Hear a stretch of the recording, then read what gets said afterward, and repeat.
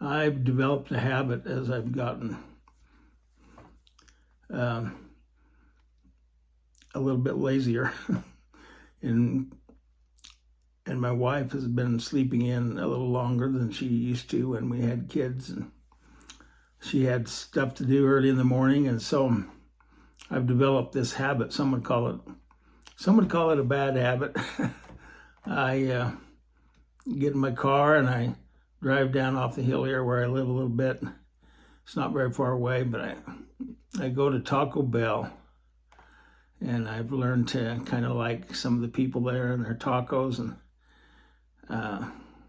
one of the things I like the most is that when I go there, almost always when I go there, there's not many people there, and there's this little bench in the back corner with a table by it, and I like to go to that back bench and get my taco, and and usually it's burrito. I shouldn't say tacos because I'm not too much into the tacos, but I get burritos, and in fact lately I've been into tostadas because it took me back. It took me back to years ago when I was first married. It'd be 55, 56 years ago. When they were first married, I was a pin setter mechanic at the back of a bowling alley down the middle part of the state, and I was a pin setter mechanic, like I said, and the pin setter mechanic's responsibility was to be aware of all the people that were bowling, and then when they rang the bells, you better be on top of things, or the belts would burn a hole in their ball, and you'd have some unhappy customers, and sometimes other things would go wrong. So pretty much I took care of the bell ringing, and in between times I dipped the pins in this lacquer. It would really make you high if you didn't hurry and close the door after you dipped them in it. But that's what I did for my first job after we were married, actually. So what's that got to do with tacos? I went to out the back door, and there was a Taco Bell just right out the back door of the bowling alley, and I didn't feel like I could stay away from the machines very long, so I'd run over and put my order in for a tostada, and then I'd run back to the door and see if there was any bells ringing, and I'd hang out there till I figured they had it made, and then I'd run back over as fast as I could, grab my tostada, and hurry back. And anyway, I developed my taste for tostadas there.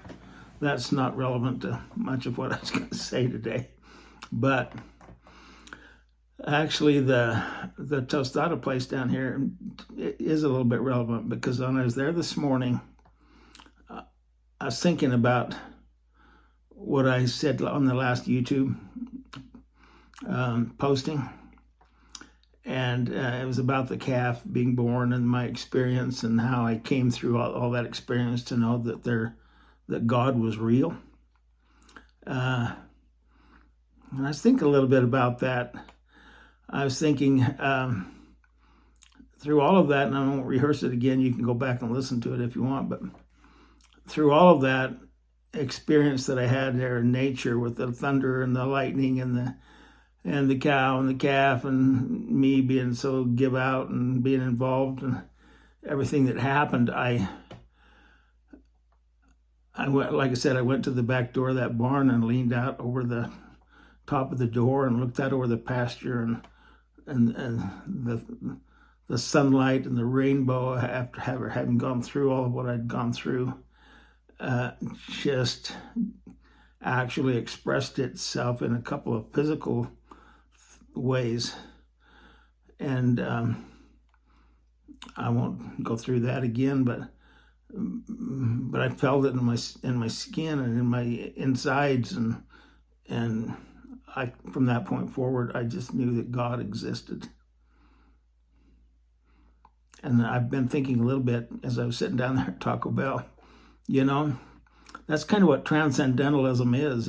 It says that it's the innate power, the power we have within us to know truth, just intuitively. And that's what happened to me that night when I was finished milking those cows and went to find that newborn calf. It culminated in an experience that helped me know truth intuitively, and it was innate. It just emanated from my being. Like I said, it was kind of radiating warmth and combined with some other things, and it just drove a point home to me. And I was thinking, so what's that like? I mean, I didn't really. It was real, but I couldn't really see it. I mean, I saw the rainbow and I had the feelings, but it's not like God came and said, "Look at me, I'm real." It didn't happen that way, and yet it didn't have to. Maybe you could identify with it if I think all of you have had this feeling. Well, we've all seen the wind blow. We can't really see the wind, but we can see the effects of the wind, right? We see the leaves bouncing around on the trees, and we see dust flying. We see the clouds moving, and we can even hear the wind, but we can't see it.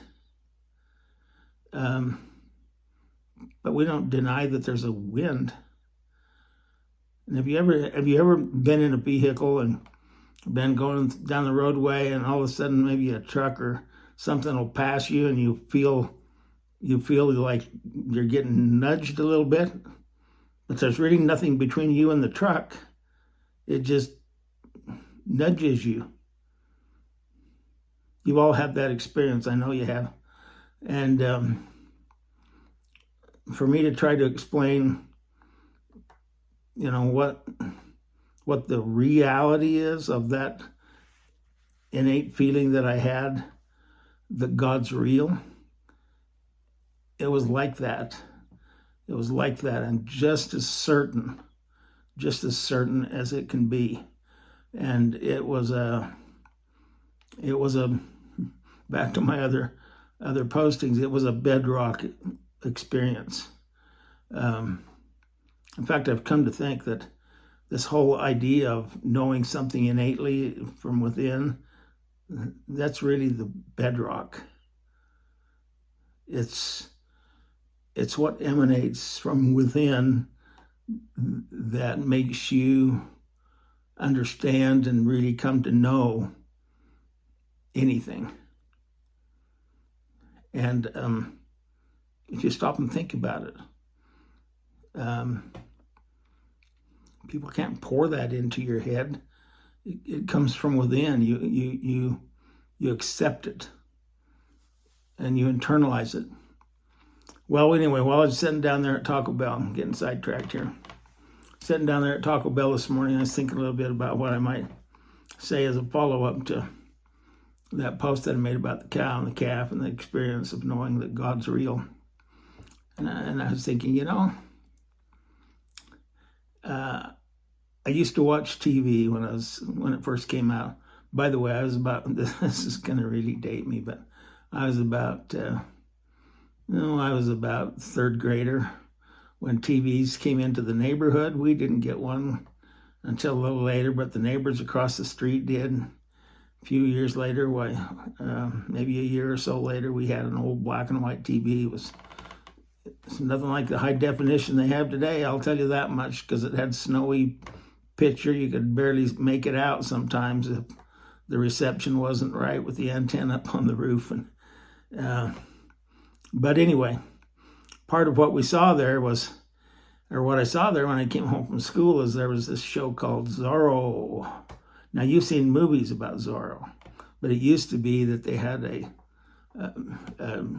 show about Zorro that came on as a regular, every day, or at least several times a week. There would be a Zorro. It last about 30 minutes or something, and we'd look forward to watching Zorro. At least I did. And Zorro back then is not a whole lot different than the movies that made him out to be.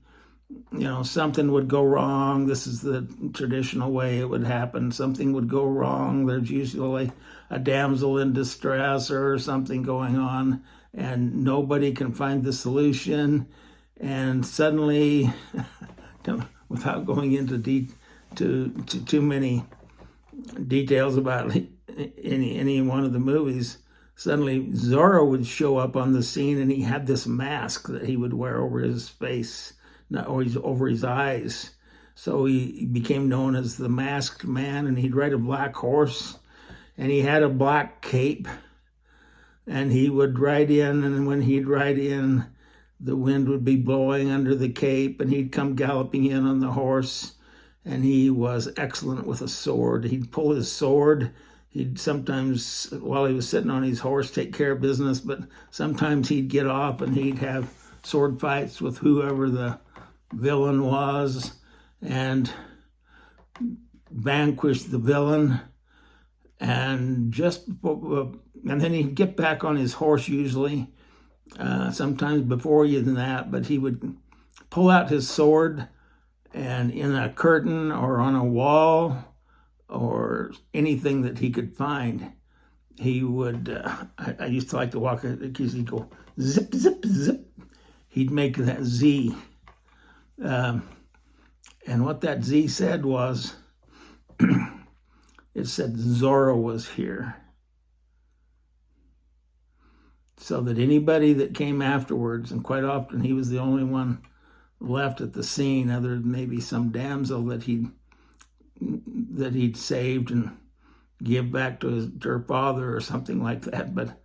But he was he'd put that in the wallpaper or whatever it was, that zip, zip, zip, Z, and it meant that Zorro was here.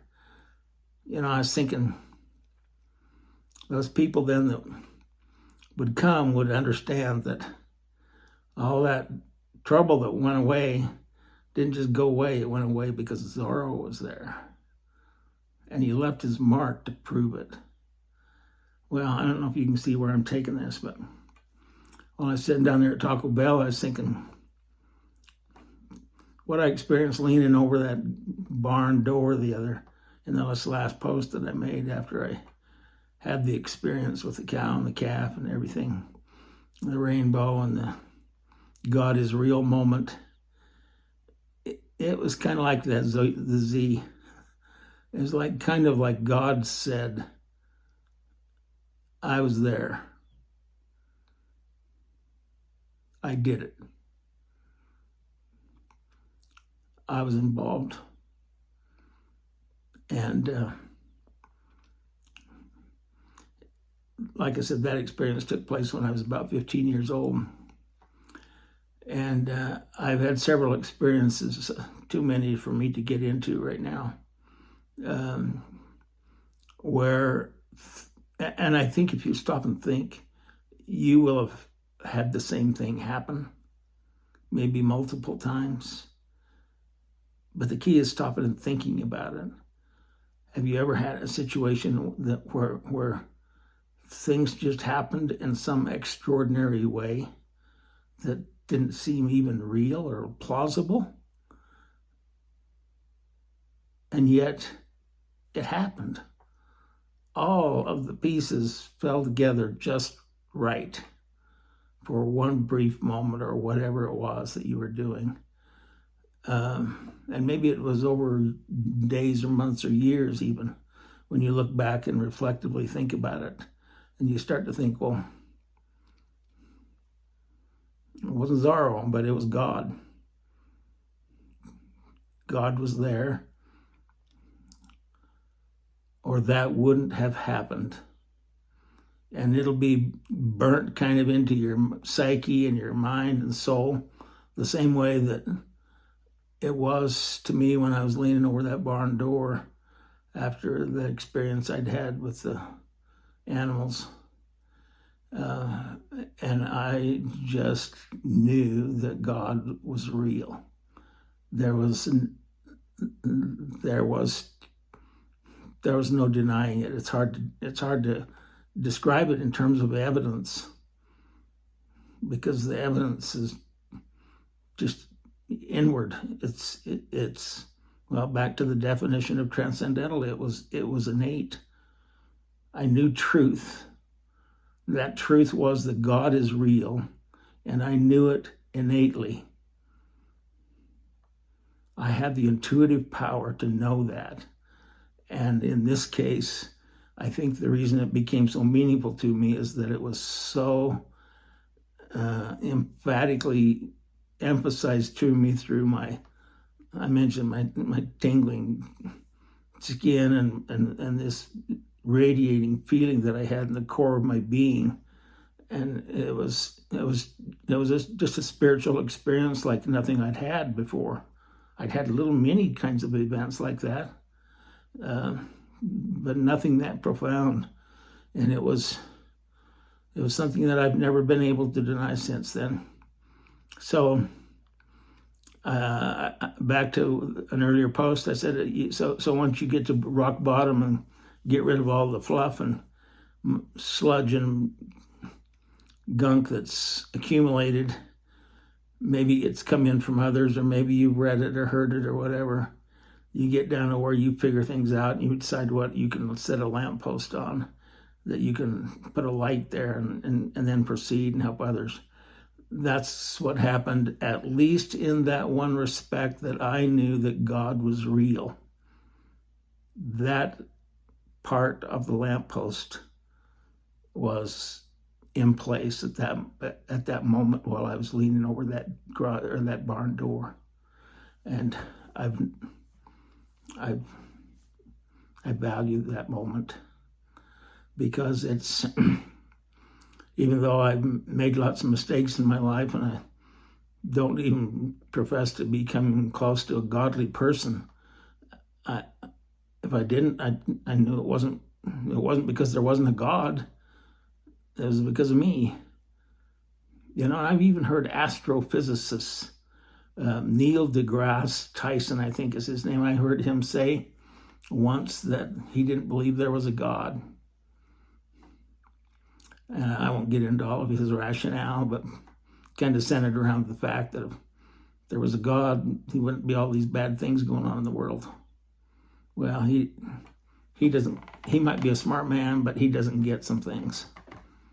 He doesn't get as much as I got leaning over that barn door. And thinking about that when he was talking, I thought, good grief. He's a renowned astrophysicist. He should be believed way beyond somebody like me, especially a 15-year-old me. And yet I come to realize that he didn't know as much as I did when it came to that.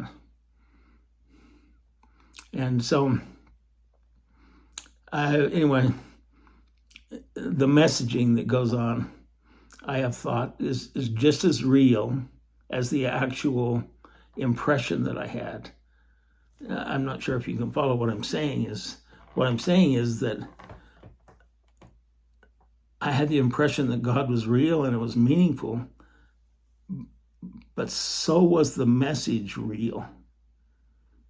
In other words, not only was God real, but God was messaging me that he was real.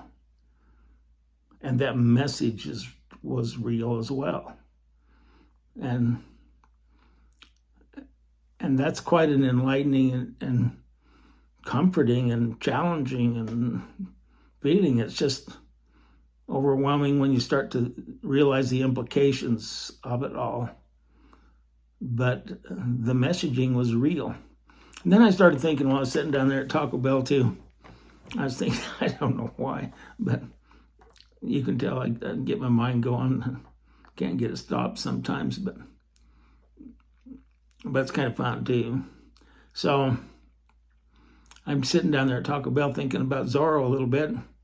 I think, yeah, it's a Christmas season, and they were playing some Christmas music over the speakers, and that's another reason I don't mind Taco Bell's, because they play pretty good music down there usually. For us old people, we don't have a real wide range of tastes. And anyway, they were playing some Christmas music. It's that time of year as I'm recording this. And I thought of messaging, the Z for Zorrow, and the fact that, I'm here. I was there. It's real. And I couldn't help but think of the movie It's a Wonderful Life. I don't know if you've seen it with Jimmy Stewart, and I can't name everybody else, but it was that movie. I came to find out was, I think it came out in 1940. Oh, I want to say 47, something like that, and maybe it's later, a little later. But it was, whenever you see it. In fact, they have a colored version of it now, but if I was you, I'd watch it in black and white. It just does something to you when you watch it in black and white that the movie, added color to the movie, doesn't do for me. But I can't tell you the story of that movie. You got to watch it, and if you probably already have. Most people have. It's one of the, if you were to look up the best Christmas not musical, but movie of all time, you research it and you'll find out that one probably is coming up at the top of the list. And so most of you know it. But a little later on in the day, I'm getting ahead of myself here. So anyway, I was thinking about that movie, and I was thinking of messaging, and I was thinking. There was some messaging went on, kind of like Zorro-like messaging in that movie too, and I'll play the message to you. See if you can remember it from the movie.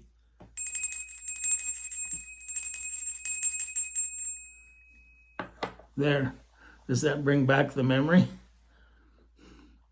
What was the message? Well, the message was, I got my wings. I'm still communicating to you. I'm still here, even though you can't see me. I'm still here. And the message is that movie closes down, you hear that bell. Why, there's a message there saying, I'm still around. And that's kind of the way God is with his messaging. He's doing the Zorrow thing and the Clarence thing. That's the name of the angel. Clarence thing. He's letting you know, yeah, I'm around. I'm very much aware of what's going on, and I'm involved in it. And don't let that messaging escape, because it's important. Well, so where was I going? So a little bit later on in the day, I had to take my wife to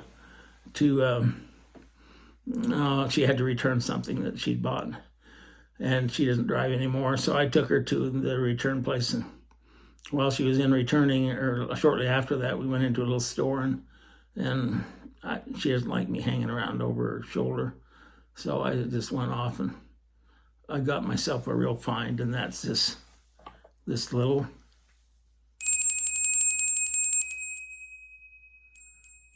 It has a wonderful sound, doesn't it?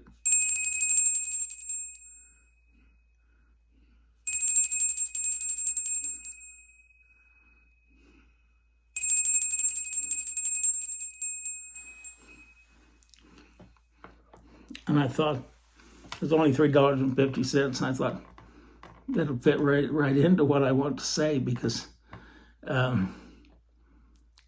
we might not see the real messenger, but God will find a way to let us know that he's in the picture. And if we'll get to the point where when we think, and this goes off in our minds, then maybe it's, in my case, I don't know why it's with shopping carts so much, but kind of annoys me that people, when they're done with their shopping carts, they're out in the parking lot or wherever, they just shove them wherever, they dump them. And the poor people have to come by and pick them up. they got to run all over and make them, fix them up and find them, put them together. And it's just kind of, I guess you'd call it a pet peeve. Well, so whenever I pass a shopping cart, it's a problem, or there's a bunch of them not where they should be, this goes off in my mind.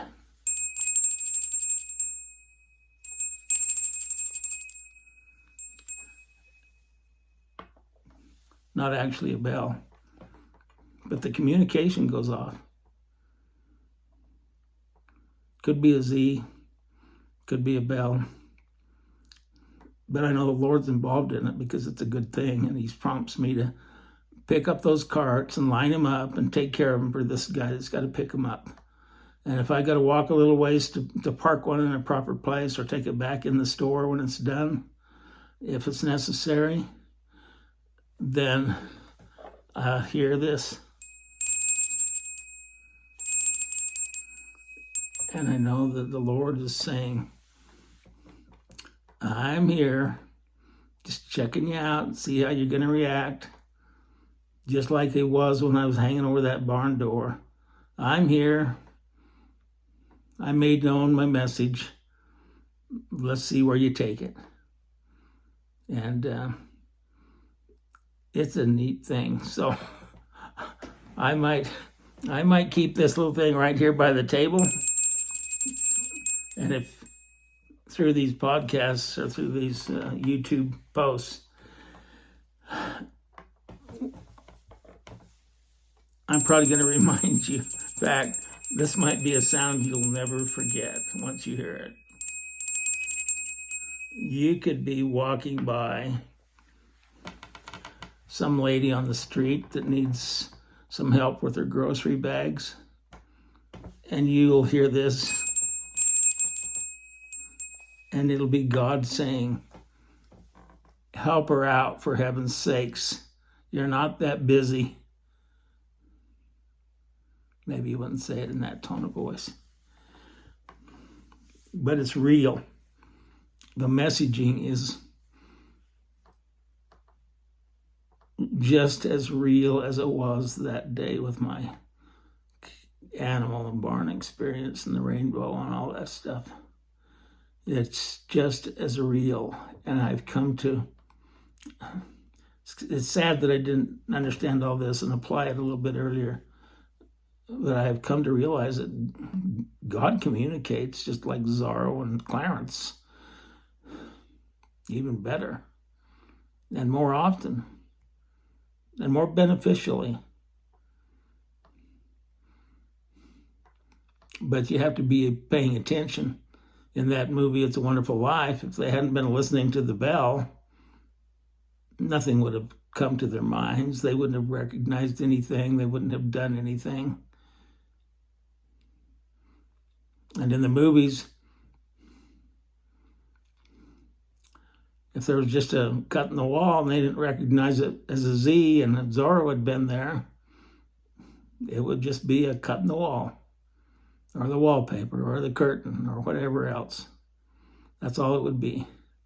There would be no recognition that there was actually a message and a messenger. And so that's the essence of what I wanted to say today. But it's critical. I guess you could call me a transcendentalist if you put the definition that what I've used, and that is that everyone has the innate power, the innate ability, maybe a better way to say it, the innate ability to know truth intuitively. It comes through just being quiet and listening, and it's part of the bedrock that I've dug down to, and I intend to plant and use every time I get a chance. What I'm finding is, as you recognize it and you refine it, you get more of it. If you don't, you get less of it. It's incredible. And do you know what it does? At least to me. This God that I know is real, it helps me develop a relationship with him, because when he speaks, I hear it, and if I listen, I have a good feeling. And I know where that good feeling comes from, just like I knew where the good feeling came from when I saw that rainbow out the barn door, and saw that little calf with its mother and all the things that went into that.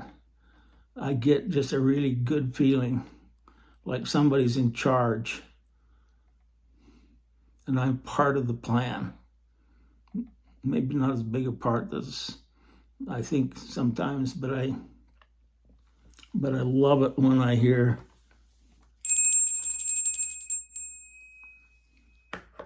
get after it.